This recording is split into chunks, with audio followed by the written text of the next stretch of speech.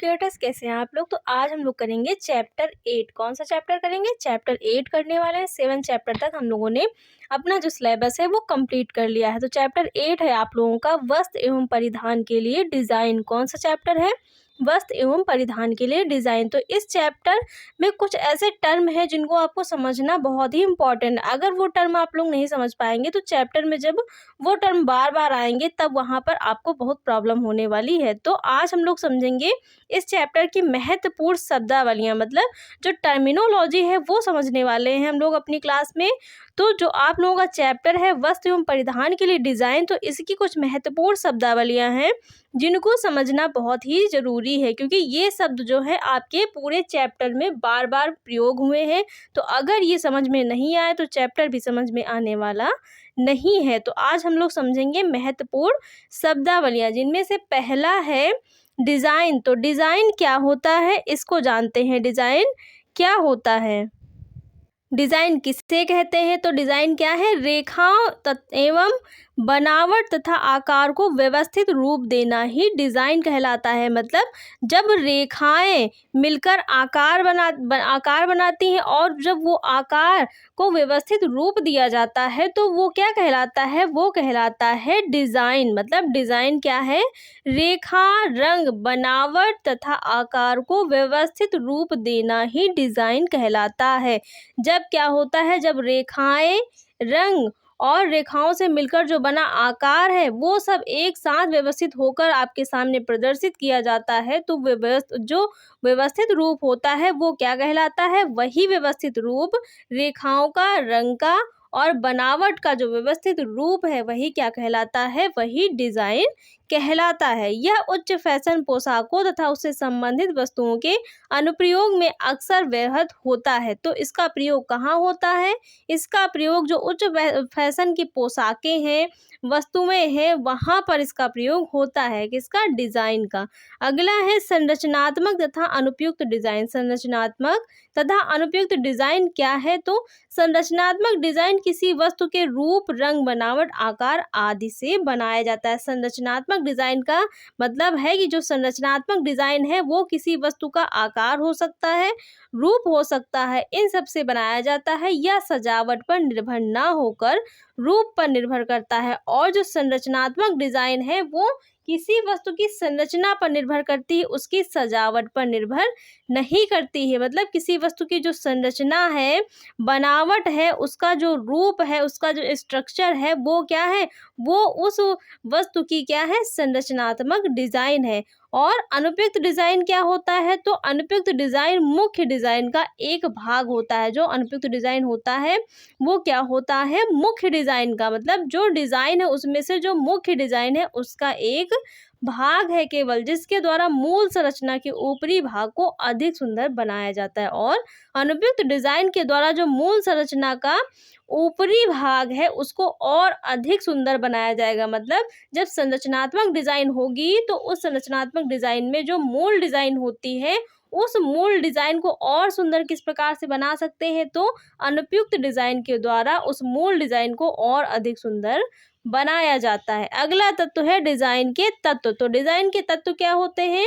Design के तत्व कला के उपकरण हैं। जो डिज़ाइन के तत्व हैं वो किसके उपकरण हैं? कला के उपकरण हैं, जो रंग, बनावट व रेखा, आकृति अथवा रूप पर होते हैं। मतलब जो डिज़ाइन के तत्व हैं वो कौन से होते हैं? जो डिज़ाइन के तत्व होते हैं वो कला के तत्व होते हैं। और इन तत्वों का प्रयोग कहाँ किया जाता है? किसी भी वस्त्र की डिज़ाइन में जो उस डिज़ाइन के तत्व होते हैं उनका प्रयोग करके ही क्या किया जाता है? डिज़ाइन को बनाया जाता है। तो वो क्या हो सकते हैं?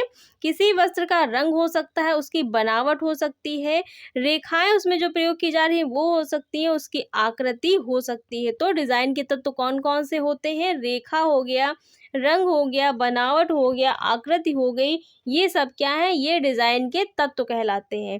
डिज़ाइन के तत्व क्या हैं? जो उसमें प्रयोग किए गए कला के तत्व हैं वही क्या है? डिज़ाइन के तत्व हैं, जो रेखा, रंग, बनावट, आकार और आकृति हो सकते हैं। अगला है रंग। तो रंग क्या है? रेशों, धागों तथा वस्त्रों की रंगाई हेतु जो प्रयुक्त रसायन होता है वो क्या कहलाता है? रंग कहलाता है। मतलब किसी रेशे, धागे या फिर वस्त्र को कलर करने के लिए, उसको एक अलग रूप देने के लिए, उसमें एक अलग क्या है, एक अलग चमक देने के लिए जिस रसायन का प्रयोग किया जाता है वो रसायन क्या कहलाता है, वो रसायन ही रंग कहलाता है। क्योंकि रंग क्या है, एक घोल स्वरूप होता है, उसी घोल में क्या होता है, अगर रेशे को रंगना होता है तो रेशों को डुबोया जाता है, अगर धागों को रंगना होता है तो धागों को उसमें पूरी तरीके से डुबोया जाता है, उसके बाद ही उसमें कोई कलर आता है। अगर वस्त्र को रंगना होता है तो वस्त्रों को भी उस रंग के घोल में, उस रसायन के घोल में अच्छी तरह से डुबोया जाता है और उसमें अच्छी तरह से रंग को प्रवेशित किया जाता है। तो रंग क्या है, रेशों, धागों तथा वस्त्रों की रंगाई हेतु प्रयुक्त क्या है, एक रसायन है। अगला है बनावट। तो बनावट क्या है, इसको समझते हैं। बुनावट, बुनावट क्या है, बुनावट जो होता है वो क्या होता है, टेक्सचर होता है। टेक्सचर समझते हैं ना, किसी वस्तु की ऊपरी सतह छूने पर हमें जो स्पर्शी एहसास होता है, अनुभूति होती है, वो क्या होती है, उस वस्त्र की बुनावट या उस वस्तु की बुनावट होती है। बुनावट दिखने तथा छूने की एक संवेदनात्मक अनुभूति है। जैसे कि हम छू रहे हैं किसी सॉफ्ट चीज को, तो हम जब उसको छुएंगे तो उसका ऊपरी जो सरफेस है, हम उसको अगर आंख बंद करके भी छुएंगे तो हमें पता चल जाएगा कि ये कैसा है, ये बहुत ही स्पॉन्जी और सॉफ्ट है। तो उसमें उसको छूने पर जो हमें अनुभूति होती है संवेदनात्मक, वो क्या है, वही बुनावट है, जो वस्त्र की स्पर्शी दृश्य गुणवत्ता को बताती है कि मतलब ये जो वस्तु है वो किस प्रकार की हो सकती है। ये ठोस हो सकती है, या फिर ये बहुत स्पॉन्जी हो सकती है, या फिर ये किसी प्रकार का रफ सरफेस हो सकता है। वो क्या है, वो उसका टेक्सचर है जो हमें संवेदनात्मक अनुभूति देता है। कब देगा, जब हम उसे छुएंगे, टच करेंगे। अगला है रेखा। तो रेखा क्या है, जो दो बिंदुओं को जोड़ती है, जिसमें एक प्रारंभ तथा एक अंत बिंदु होता है, वो क्या कहलाती है, रेखा कहलाती है। जैसे कि एक बिंदु ये हो गया और एक बिंदु ये हो गया, तो इसको इसमें से जोड़ने के लिए हमें क्या ले जाना पड़ेगा, यहाँ पर से ये एक, यहाँ जब स्टार्ट करेंगे तो ये किसका प्रारंभ बिंदु हो गया, और जब इस बिंदु तक पहुंच जाएंगे तो ये क्या हो गया, इसका अंत बिंदु हो गया। मतलब रेखा क्या है, दो बिंदुओं को जोड़ने के लिए एक लाइन है, एक क्या है, एक कड़ी है जिसमें एक प्रारंभ बिंदु होगा और एक अंत बिंदु होता है। तो रेखा क्या है, जो दो बिंदुओं को जोड़ती है और जिसमें एक अंत बिंदु होता है और एक प्रारंभ बिंदु होता है। अगला है रूप, आकृति और पैटर्न। तो रूप, आकृति और पैटर्न क्या है, आकृतियां रेखाओं के संयोजन से निर्मित होती है। मतलब जब हम दो तीन रेखाओं को मिला देते हैं तो क्या बन जाता है, आकृति बन जाती है। जैसे कि हम चार बराबर रेखाओं को मिलाएंगे, चार सीधी बराबर रेखाओं को मिला देंगे तो क्या बन जाएगा, वर्ग बन जाएगा। मतलब जो रेखाएं हैं उनके संयोजन से क्या बनता है, आकृति बनती है, तथा जब आकृतियों के एक साथ सामूहिक होती हैं तो वो एक पैटर्न बन जाता है। और जब इन एक आकृतियों को क्या कर दिया जाएगा, एक साथ समूहित कर दिया जाएगा, एक साथ इनको ला दिया जाएगा, लगा दिया जाएगा, तो वो क्या बन जाता है, पैटर्न बन जाता है। जैसे किसी वस्त्र को डिजाइन करने में ये जो चौकोर बॉक्स होते हैं पूरे वस्त्र में क्या डिजाइन से, मतलब सीक्वेंस से लगा दिए जाते हैं, तो वो क्या बन जाएगा, वो आप लोगों का पैटर्न बन जाता है। क्या बन जाता है, पैटर्न बन जाता है। तो पैटर्न क्या होता है, जब आकृतियां रेखाओं के संयोजन से निर्मित होती हैं और तथा जब आकृतियों को एक समूह में लगा दिया जाता है तो वही समूह क्या कहलाएगा, वो पैटर्न कहलाता है। अगला है डिजाइन के सिद्धांत।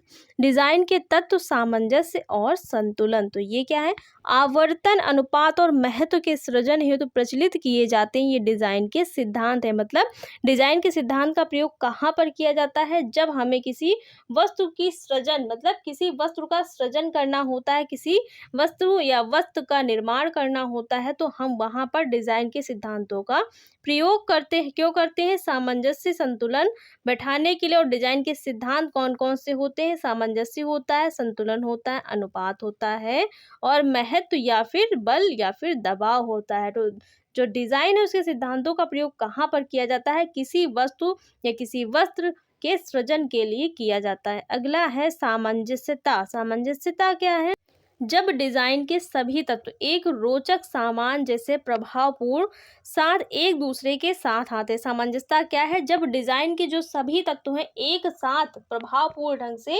एक दूसरे के साथ आएंगे तो वही एक दूसरे के साथ उनके आने का जो प्रभावपूर्ण तरीका होता है वही क्या कहलाएगा, वही सादृश्यता जो होगी वो क्या कहलाएगी, वो सामंजस्यता कहलाएगी। मतलब सभी डिजाइन के तत्व एक साथ आकर अपनी जो प्रभावपूर्णता है उसको प्रदर्शित कर रहे हैं, तो वो क्या कहलाएगी, वही सामंजस्यता कहलाती है। अगला है अनुपात। अनुपात क्या है, किसी वस्तु के एक भाग का दूसरे भाग से संबंध अनुपात कहलाता है। मतलब किसी वस्तु का एक भाग से उसके दूसरे भाग से क्या संबंध है, ये क्या कहलाएगा, अनुपात कहलाएगा। मतलब उसका एक भाग जितना उसका स्पेस है उतना दूसरा होगा, तो जब दूसरे भाग से बराबर का संबंध होगा तो वो क्या कहलाता है, अनुपात कहलाता है। अगला है आवर्तिता। तो आवर्तिता क्या है, इसको समझते हैं। डिजाइन अथवा विकिरण की लाइनें रंगों अथवा अन्य तत्व को दोहराकर पैटर्न का सृजन करना जो मनभावन लगे। आवर्तिता क्या है, आवर्तिता है रिदम, लय। लय क्या होती है, जब बहुत सारे तत्व या डिजाइन को लाइनों अथवा अन्य तत्वों को दोहराकर, मतलब जब पैटर्न को बार बार दोहराया जाएगा। जैसे ये त्रिभुज है, ये इतना बड़ा है तो इससे छोटा बनाएंगे, इससे छोटा बनाएंगे, इससे छोटा बनाएंगे, मतलब इसको बार बार दोहराया जा रहा है। फिर यहाँ पर बड़ा बनाएंगे, फिर से छोटा छोटा। मतलब जब एक डिजाइन को बार बार दोहरा करके बनाया जाता है तो वही क्या कहलाता है, आवर्तिता। मतलब बार बार आने वाला जो पैटर्न है वो क्या कहलाएगा, आवर्तिता कहलाएगा। और वो क्या करेगा, मनभावन लगेगा और एक डिजाइन पैटर्न का सृजन कर देगा। तो आवर्तिता क्या है, विकिरण की लाइनें अथवा अन्य तत्वों को दोहराकर, मतलब उसमें दोहराव लाकर जो पैटर्न बनाया जाएगा वो आवर्तिता कहलाता है। अगला है संतुलन। तो पोशाक के केंद्र बिंदु से क्या होगा, इसमें पोशाक के संतुलन क्या है, पोशाक के केंद्र बिंदु से भर का समान वितरण करने का जो रूप है वो संतुलन कहलाता है। मतलब जो पोशाक का केंद्र बिंदु है, मान लीजिए यहाँ पर क्या है, केंद्र बिंदु है और इससे सारी जगह पर समान वितरण हो रहा है, तो वो क्या कहलाता है, वही संतुलन कहलाता है। पोशाक के केंद्र बिंदु से समान वितरण करने का जो रूप है वो क्या कहलाएगा, संतुलन कहलाता है। मतलब एक जो ड्रेस बनाई गई है उसमें क्या, उसमें संतुलन बैठाने के लिए एक केंद्र बिंदु बनाया गया है। एकदम कहाँ बनाया गया है, एकदम बीच में बनाया गया, और उससे क्या हो रहा है, हर तरफ जो उसका प्रभाव है वो चारों तरफ समान रूप से पड़ रहा है, तो वो क्या कहलाएगा, वो संतुलन कहलाता है। अगला है बल या दबाव। तो ये क्या होता है, पोशाक का वह स्थान जो देखने वालों की आंखों को सर्वप्रथम आकर्षित करता है। मतलब जैसे कि हमने एक ड्रेस बनाई है, यहाँ पर एक ड्रेस डिजाइन कर दी और इसमें क्या लगा दिया है, इसमें यहाँ पर लगा दिया है हमने बहुत सुंदर सा एक बटरफ्लाई यहाँ पर लगा दी है। तो वो क्या करेगी, जब हम उस ड्रेस को देखेंगे तो हमारा ध्यान सबसे पहले कहाँ जाएगा, उस बटरफ्लाई पर जाएगा। तो बल या दबाव क्या है, पोशाक का वह स्थान है जो देखने वाले की आंखों को सर्वप्रथम आकर्षित करेगा। वो जो बटरफ्लाई होगी वो पूरी ड्रेस में सबसे ज्यादा अपनी ओर आपको मतलब जो हमारी आंखें उनको आकर्षित करेगी, तो वो क्या होता है, बल या दबाव होता है। अब वर्ण या आभा क्या है, वर्ण या आभा क्या है, इसको समझते हैं। तो रंग का मान जो उसके हल्केपन या गहरेपन को बताता है, वर्ण या आभा या रंगत कहलाता है। मतलब जो रंग है वो कितना हल्का है या फिर कितना गाढ़ा है, उसका जो ये मान है, वो जो बताने का जो ये शब्द प्रयोग किया जाएगा वो क्या है, उसकी वर्ण या आभा है। मतलब कोई कलर कितना गाढ़ा या हल्का है वो क्या कहलाता है, वो जो कहलाता है उस चीज को क्या कहते हैं, उस चीज को, उस रंग की रंगत वर्ण या आभा कहते हैं। मतलब कोई कलर कितना गाढ़ा है, कितना हल्का है, वो क्या कहलाएगा, उसकी रंगत कहलाएगा या फिर वर्ण या आभा कहलाएगा। अगला है वर्ण क्रम क्या है। तो सूर्य के प्रकाश की किरणों से प्राप्त 7 रंगों का समूह वर्ण क्रम कहलाता है। वर्ण क्रम क्या है, रंगों का जो समूह होगा वो क्या कहलाएगा, वर्ण क्रम कहलाता है। और सूर्य के प्रकाश में कितने रंग होते हैं, तो 7 रंग होते हैं। उन 7 रंगों का जो समूह होता है वो समूह ही क्या कहलाता है, वर्ण क्रम कहलाता है। तो वर्ण क्रम क्या है, सूर्य की किरणों से प्राप्त होने वाले जो 7 रंगों का समूह है, 7 कलर जो ग्रुप है वो क्या कहलाता है, 7 कलर्स का जो ग्रुप है वो क्या कहलाता है, वही वर्ण क्रम कहलाता है। और आपका लास्ट टर्म है तीव्रता। तो तीव्रता क्या है, तीव्रता या क्रोमा जो है वो रंग की चमक है, किसी भी रंग में कितनी चमक है, मतलब किसी रंग में कितनी चमक है या फिर कितनी मंदता है तो वो क्या कहलाती, उस रंग की तीव्रता या क्रोमा कहलाती। क्रोमा क्या है, किसी रंग की तीव्रता या चमक, और जो वर्ण या आभा है किसी रंग का गहरापन या हल्कापन होता है। तो वर्ण या आभा क्या होता है, रंगत क्या होता है, कोई रंग कितना गाढ़ा या कितना हल्का हो सकता है, वो क्या है, वर्ण या आभा है। और जो तीव्रता है, क्रोमा है, वो क्या है, कोई रंग कितना चमकदार और कितना भद्दा मतलब मंदपन हो सकता है उसमें, वो क्या है, वो उस रंग की तीव्रता है। जो रंग बहुत ही चमकदार होता है वो क्या होता है, बहुत ही अपनी आंखों को क्या करता है, चुभने वाला होता है। तो ये क्या है, उसकी तीव्रता है। लेकिन कौन सा रंग कितना गाढ़ा है और या हल्का है, वो उसकी वर्ण या आभा है। तो आज हम लोगों ने अपनी क्लास में क्या जाना है, आज हम लोगों ने चैप्टर जो 8 है उसकी जो संपूर्ण शब्दावलियां हैं वो हम लोगों ने अपनी क्लास में समझ ली हैं। कल से इस चैप्टर का जो थ्योरी है वो स्टार्ट हो जाएगी, जिससे ये जो टर्म है अगर आपको कहीं पर थ्योरी में देखने को मिलेंगे तो आपको उसका मतलब तो पता होगा कि तीव्रता यहाँ पर लिखा है कि मान लीजिए लाल रंग की तीव्रता लिखा है तो तीव्रता है क्या, ये तो पता रहेगा। अगर यही नहीं पता रहेगा कि तीव्रता क्या है तो लाल रंग क्या समझ में आएगा।